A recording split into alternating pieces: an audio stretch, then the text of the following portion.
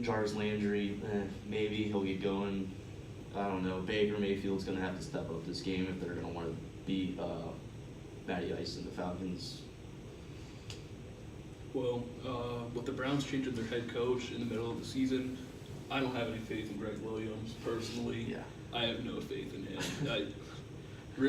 I mean, Hugh Jackson's easily the second worst coach in the NFL, but I think I'd rather have Hugh Jackson than Greg Williams. Hugh, man, he needed some more time there. They gave him no opportunity. That's they had a roster. They had a roster this past year. This year. Yeah, this past year they had a roster. Last year they had a roster, just no QB. But the Falcons defense though, they've been injury riddled. Very injury riddled. They lost Deion Jones. They lost Keanu O'Neal. They've lost. I think Trufont's dealing with a little. I know they lost another corner. They lost Robert Alford. Yeah, that's who they lost. Yeah, he was good. Yeah, number 2 on the outside for him. So he's out this week. Apparently Matt Bryant has a hamstring. I don't think that'll be a factor for them, really. No, because they'll have Pt.2. Yeah. Still, he's been kicking pretty well. I think that once Matt Bryant comes back, Pt.2 will take someone's spot on the roster because he's proven himself. Yeah, and Browns don't have any injuries right now, actually, which that could be a positive, but I really don't think it's going to affect anything, personally. I think the biggest bright spot on defense right now is Myles Garrett. Yeah, but Denzel Ward's been playing great. Yeah, too. he has too. They're getting good production out of young players. Yeah. That you can't complain when you get that. Yeah. But Myles Garrett, I think he's 5th in the league in sacks right now, tied for 5th or whatever with 9. He's been playing lights out for sure, but I don't think he's going to be enough to go up against that Falcons offensive line with Julio, Ridley, Tevin Coleman, Sanu, if he plays. Yeah, Austin Hooper, he's in and out. But yeah, I mean, Browns defense has been playing great. Their offense started to get a little thing going. I like what they're doing with Duke Johnson. I think he should get a few more traditional running back carries rather than just get him out of the backfield. But I mean, yeah, the Browns have the talent, but I don't think Greg Williams has what it takes. I think the Falcons, they just came off that big win against the Redskins. My Redskins, sadly. But yeah, I mean, Falcons are kind of a threat on offense, and I don't think the Browns are ready for that. The only way I can see the Browns pulling this off is if they neutralize Julio in the passing game, hold him to under like 50 yards on no touchdowns. And if they are able to stop the pressure Matt Ryan good enough so that they can't throw the ball. Because I don't think I believe enough into Tevin Coleman and Devontae Freeman against the Browns front. Well, Freeman's still out. Oh, he is? Yeah, Freeman's still out. They've been relying on Ito Smith. All right, then, yeah, that's the only way I see them beating them because their defense isn't good enough to stop this Browns offense, in my opinion. Despite that, I still got the Falcons winning. I got them winning 24-21. You said the Browns? Falcons. Oh, I was about to say. Well, yeah, I think it's going to be another high-scoring game. I'll take the Falcons 28-24. All right. So, we're kind of like in between parts, right? What the fuck? Wi-Fi disconnected. I had to reload. Goddamn. Yeah, this is all we're going to be able to do tonight. Yeah. It's going to be a long-ass video. All right, so next up we got the Patriots and the Titans. That's at 1 o'clock. Patriots are favored by 6.5 points. Yeah. Titans, sure. They performed well in primetime in Dallas. Dallas has been playing fantastic football in Dallas this season. But this is the Patriots. They're coming off a big primetime win against Aaron Rodgers and Packers. It's always tough when you're playing Aaron Rodgers. He's conceivably the best quarterback right now. Maybe not the best of all time, but right now he is playing great. He may have had a few injuries, but that's not the point. We're talking about the Patriots and Tom Brady. He is commanding that offense like he has been for the past 20 years. Yeah. I don't expect anything to change this week going against Titans defense has been middle of the pack, shaky at best. They've been a lot worse than I thought they were going to be this year. Yeah. I thought they could be pretty good on defense this year with Mike Vrabel, but I mean, I never really had that much faith in Vrabel, to be honest. Those same fans happen. Yeah. I mean, I don't know. I think the Saints have one of the more talented rosters in the league, but they just keep messing up these coaching hires year after year now.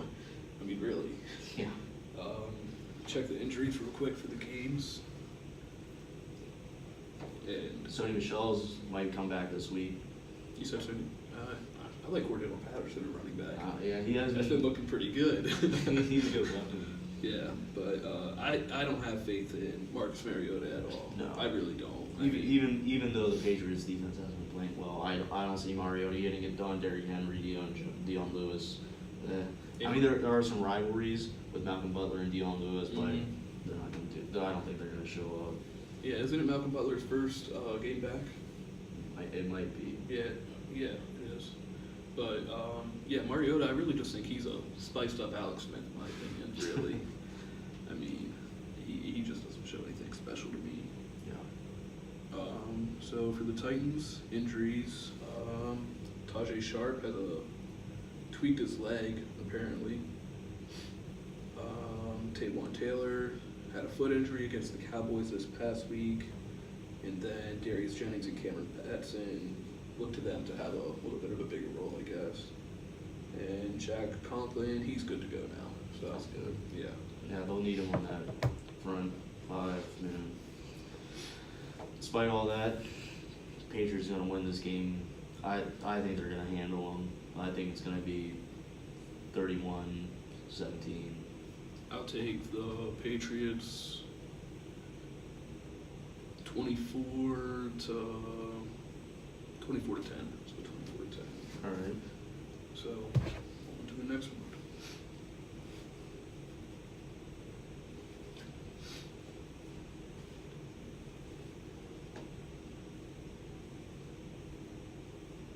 Alright, so for our next game, we have the Jaguars and the Colts. And the Colts are actually favored by 3 points in this game.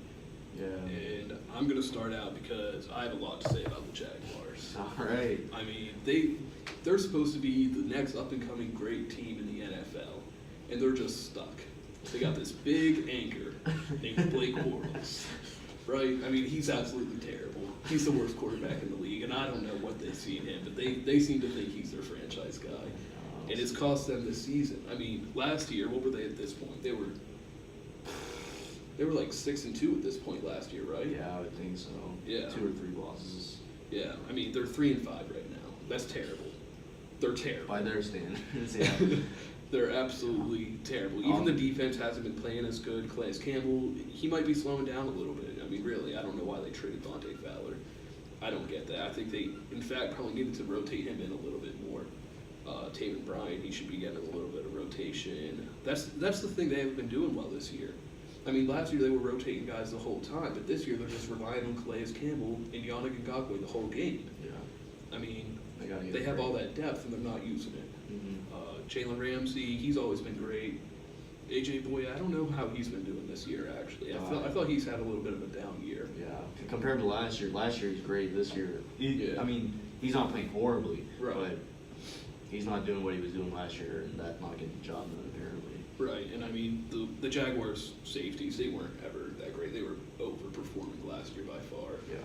But, of course, the Leonard Fournette injury, that's really hurt the Jaguars' offense because that's their bread and butter. Yeah. They need that. But with everything going on with the Jaguars, this is why they need something better at quarterback, and this is why they need some actual weapons at wide receiver. They have Keelan Cole, who he's great and all, but he's a number 2 or number 3 option, really. Yeah. He's not supposed to be a number 1 option. Yeah. I mean, they have Austin Safari and Jenkins. Might as well call him Trinkins. Got that TUI back with the Buccaneers, but that's beside the point. He's just not good. I mean, he's not. I don't know what they thought whenever they were bringing him in from New York. I don't know, but the Jaguars passing game, this exact reasoning is why you need to get something better. You need something better at quarterback, you need something better at wide receiver, you need something better at tight end. You need to be better because you can't just rely on one guy for your whole offense to work all the time. Especially with someone like Leonard Fournette. He's great and all, but he has a history of injuries going back to his sophomore year of college. Mm-hmm. You can't rely on that. Yeah. I mean, Jaguars have been terrible this year. They really have. And they have no momentum. Apparently there's been guys fighting in the locker room. Yeah, they did throw that temper tantrum after that loss to who did they lose to? I don't even remember now. I don't think it was whoever they played before the Eagles. I think that's who it was. Yeah. Or it was the Eagles game. Yeah, but long story short, I don't think the Colts have much momentum right now, but whatever the opposite of momentum is, that's what the Jaguars have. So I'm going to take the Colts. Yeah, because Marlon Mack, he's been playing great. He's showed out ever since his injury. He's putting up big time numbers. Andrew Luck, he's been performing well this year. Fantasy, he's a top 10 quarterback this year, and nobody thought less unless his injury passed. That's the only reason why he wouldn't be performing. Ty, he's been in the shadows mainly because Luck doesn't seem like his old self where he can throw that nice deep ball right in the pocket. Yeah. And that's mainly what Ty is. Yeah, that's his. Yeah, bread and butter. But aside from that, Colts defense, as long as you can contain Leonard Fournette, whoever's in the backfield. Leonard Fournette's still out. He's questionable this week. Is he? Yes. Well, Whoever's in the backfield, that's all you need to really contain. You should be expecting 7, 8 in the box any given time. yeah. Yeah, if there's anything less, I don't know what the Colts are doing, but Yeah. I think the Colts will handle this one pretty easily. Yeah, with the way the Jags aren't playing well, I think the Colts are probably going to win. Low scoring game, 17-10. Damn, you took my score. I mean, you could say the same thing. Well, so since you said 17-10, I don't want to be a copycat. I'll go 20-13.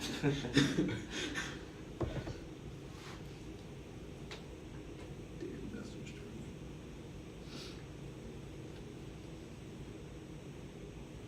Except someone needs to stop by.